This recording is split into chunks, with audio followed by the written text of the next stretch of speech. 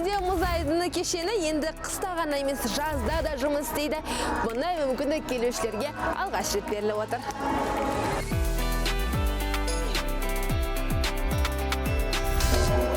Медеу мұз айдыны 1972 жылдың 28 желтоқсанында ресми түрде пайдалануға берілді. Демек қала тұрғындарының сүйікті орнына биыл 50 жыл.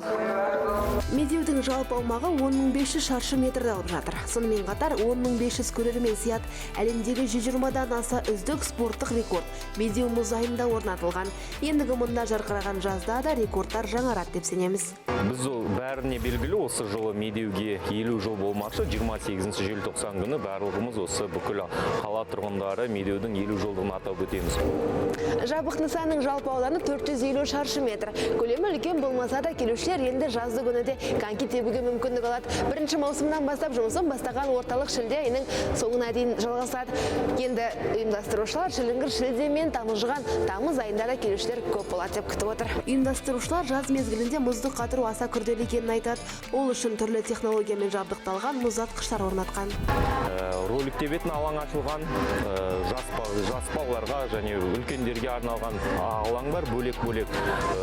Біз осы 1 маусымнан бері ашылғалы көріп отырмыз, осы роликке деген қызығушылық өте көп. Медеуге келсеңіз, көзіңізге түсетін тағы бір өзгеріс бар. Ол 4000 шаршы метрге салынған арт сурет. Сенесіз бе, орталық Азия бойынша ең үлкен туынды осы екен. Біз тұрған 4000 шаршы метрде салынған арт сурет.